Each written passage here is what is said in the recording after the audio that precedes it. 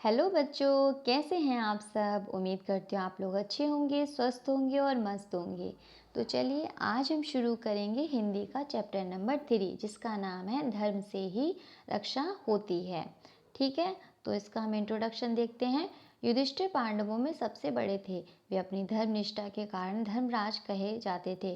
प्रस्तुत पाठ युधिष्ठिर और यक्ष के एक वार्तालाप के विषय में है, जिसमें उन्होंने यक्ष के सभी प्रश्नों के उत्तर देकर न केवल उसे संतुष्ट किया बल्कि अपने भाइयों को भी जीवित कराया। अब देखते हैं कहानी क्या है। पांडव कुएं में अपना सब कुछ हारकर वनवास का जीवन व्यतीत कर रहे थे। कभी गुप्त रूप से किसी स्थान पर निवास करते तो कभी किसी स्थान पर।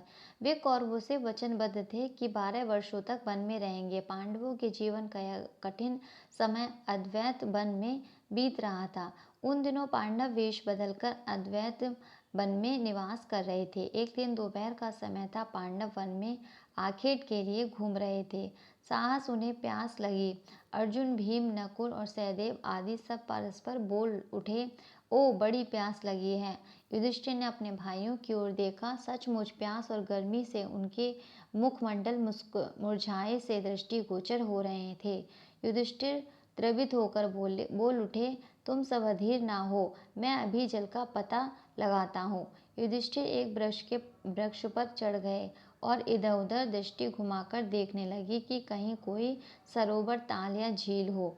युधिष्ठिर प्रसन्न हो उठे। उन्हें कुछ दूरी पर हरियाली से ढकी हुई सुरमय धरती दिखाई पड़ती। हरे भरे पौधों और खेतों को देखकर उन्होंने अनुमान लगाया कि हो ना हो वहाँ या उसके आसपास ही कोई सरोवर या ताल अवश्य होगा। युधिष्ठिर वृक्ष से नीचे उतर आए। उन्होंने नकुल से कहा, नकुल तुम पूर्व की ओर जाओ, लगता है पास ही सरोवर है, पानी ले आओ। नकुल हाथ में जल का पात्र लेकर पानी लेने के लिए चल पड़ा। वह कुछ ही दूर पर स्वच्छ जल से परिपूर्ण सरोवर को देखकर आह्लादित हो उठा। तीव्र प्यास से उसका कंठ सूखा जा रहा था। सामने जल से तरंगित सरोवर को देखकर उसकी प्यास और भी अधिक तीव्र हो उठी। वह जल्दी जल्दी डग बढ़ाता हुआ सरोवर पर जा पहुंचा और पानी पीने के लिए सरोवर में उतर पड़ा। पर नकुल ज्यों ही अंजलि में पानी भरकर पीने लगा, उसे किसी की वाणी सुनाई पड़ी, इस सरोवर के जल को पीने का साहस ना करो, इस जल पर मेरा अधिकार है। इस सरोवर के जल को वही मनुष्य पी सकता है जो मेरे प्रश्नों का उत्तर देने में सक्षम हो। नकुल ने विस्मित होकर इधर उधर देखा, पर उसे वहां कोई दिखाई ना पड़ा। प्यास से उसके प्राण कंठ में आ रहे थे। वह फिर पानी पीने के लिए झुका। फिर उसे वही बाड़ी सुनाई पड़ी, खबरदार इस सरोवर के जल को पीने का साहस मत करो। जल पीने के पूर्व तुम्हें मेरे प्रश्नों के उत्तर देने होंगे। नकुल ने उसे अनसुना कर दिया। तीव्र प्यास से उसके प्राण सुलझे जा रहे थे। वह पानी पीने के लिए झुक पड़ा। वह अभी पानी पी भी न सका था कि उसके पूर्व ही मूर्छित होकर धरती पर गिर पड़ा। जब नकुल को आने में देर हुई तो युधिष्ठिर ने सहदेव को भेजा। सहदेव ने तालाब पर पहुंचकर देखा, नकुल धरती पर मूर्छित पड़ा था, पर इसे इतनी अधिक प्यास लग रही थी कि वह जल पीने के लिए अपनी लालसा को रोक न सका। मूर्छित नकुल को देखकर भी सहदेव अपने प्राणों को बचाने के लिए आकुल हो उठा। वह जल पीने के लिए सरोवर में उतर गया, पर ज्यों ही उससे अंजलि में जल भरकर मुंह से लगाया, उसे भी वही वाणी सुनाई दी, इस सरोवर के जल को पीने का साहस मत करो। जल पीने से पूर्व तुम्हें मेरे प्रश्नों के उत्तर देने होंगे। नकुल की भांति सहदेव भी अनसुनी करके जल पीने लगा, परंतु जल पीने के पूर्व ही नकुल की भांति वह भी मूर्छित होकर धरती पर गिर पड़ा। जब सहदेव को भी पहुंचने में देर हुई तब युधिष्ठिर ने अर्जुन को भेजा। अर्जुन भी सरोवर के किनारे गया और वह भी नकुल और सहदेव की भांति ही मूर्छित होकर धरती पर गिर पड़ा। जब अर्जुन भी पानी लेकर न लौटा तो युधिष्ठिर ने भीम को भेजा, पर भीम को भी वही हाल हुआ जो नकुल, सहदेव और अर्जुन का हुआ। युधिष्ठिर चिंतित हो उठे। उनके चारों भाइयों में से कोई भी लौटकर न आया। वह बोले, आश्चर्य है, क्या हो गया उन्हें? किसी आपदा में तो फंस नहीं गए? युधिष्ठिर थके थे और प्यास से व्याकुल हो रहे थे। वह उसी दिशा की ओर चल पड़े जिस ओर उन्होंने अपने भाइयों को भेजा था। युधिष्ठिर ने भी कुछ दूर से ही स्वच्छ जल से पूर्ण सुरमय सरोवर को देखा। उसे देखकर युधिष्ठिर के मन में भी अपार हर्ष प्रसन्न हुआ, किंतु उन्होंने सरोवर के तट पर पहुंचकर अपने देवोपम भाइयों को उस रूप में पृथ्वी पर पड़े हुए देखा। लग रहा तो उनका मन दुख से भर गया।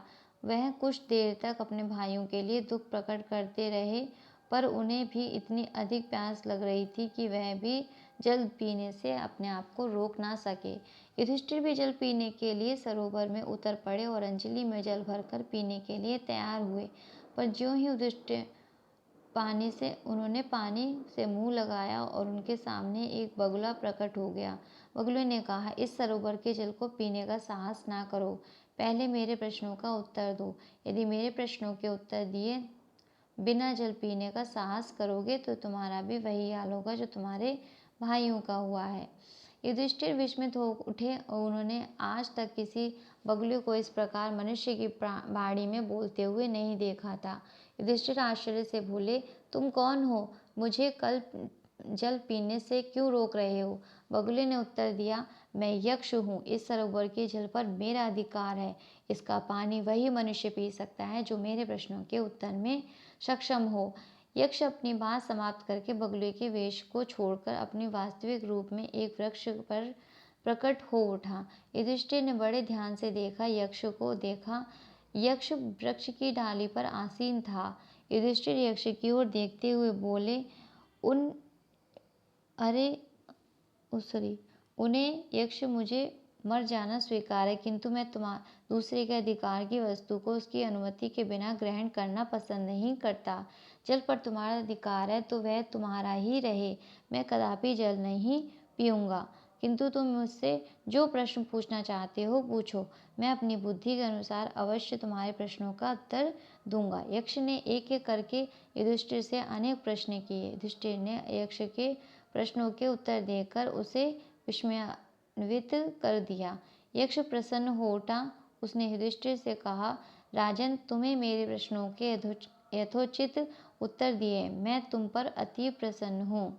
तुम अपने भाइयों से किसी एक को जिसे तुम चाहो जीवन मांग सकते हो। युधिष्ठिर विचार मग्न हो उठे। कुछ देर तक मन ही मन सोचते रहे, फिर अपने आप बोल उठे, आप कृपा करके मेरे छोटे भाई नकुल को जीवित कर दें।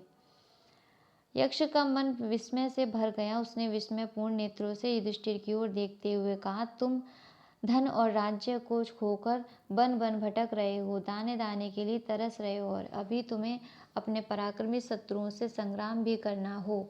ऐसी दशा में तुम अपने परम पराक्रमी भाई भीमसेन तथा महाधनुर्धर अर्जुन का जीवन न मांगकर नकुल को मांग रहे हो। आश्चर्य है। युधिष्ठिर ने उत्तर दिया, यक्ष, मनुष्य को सुख और दुख तो भाग्य अनुसार मिलता है। मनुष्य को सुख मिले या दुख, उसे किसी भी स्थिति में अपने धर्म को नहीं छोड़ना चाहिए। जो मनुष्य अपने धर्म की रक्षा करता है, धर्म स्वयं उसकी रक्षा करता है। अतः मैं अपने धर्म को नहीं छोड़ सकता। यक्ष बोल उठा, राजन, पर मेरी समझ में यह बात नहीं आ रही कि तुम नकुल के जीवन को मांगकर अपने धर्म की रक्षा किस प्रकार करोगे। युधिष्ठिर ने उत्तर दिया, यक्ष, मेरी दो माताएं हैं, एक कुंती और दूसरी माद्री। कुंती का पुत्र मैं जीवित हूँ, अतः मैं चाहता हूँ कि मेरी दूसरी माता माद्री का भी वंश नष्ट ना हो, उनका भी एक पुत्र जीवित रहे। अतः आप नकुल को जीवित कर दें तो मैं आपका आभारी रहूँगा। यक्ष युधिष्ठिर की उदारता और हृदय विशालता पर मुग्ध हो उठा। उसने कहा, राजन, तुमने अर्थ और काम के प्रति परम उदारता प्रकट करके मुझे जीत लिया। मैं वरदान देता हूँ, तुम्हारे चारे भाई जीवित हो जाएंगे। यक्ष अपनी बात समाप्त करके अदृश्य हो गया। यक्ष के स्थान पर युधिष्ठिर के सम्मुख प्रत्यक्ष धर्मदेव ही अपने वास्तविक रूप में खड़े थे।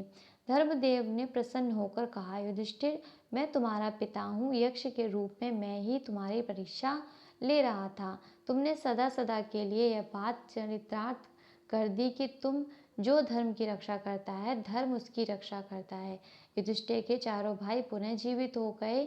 इसके साथ ही साथ यह बात भी अमिट हो गई कि धर्म से ही रक्षा होती है। ठीक है बच्चों, तो ये कहानी थी धर्म से ही रक्षा होती है। यहाँ पे कुछ शब्दार्थ दिए गए हैं, इनके आप देख लीजिएगा। इसमें कुछ बताना नहीं है, पढ़ना भी नहीं है। तो उम्मीद करती हूँ आप लोगों की कहानी पसंद आई होगी, इससे आपने कुछ सीखा होगा। तो अपना ख्याल रखिए, खुश रहिए और धर्म से ही रक्षा होती रहेगी, इसका ध्यान रखिए। Thank you and bye.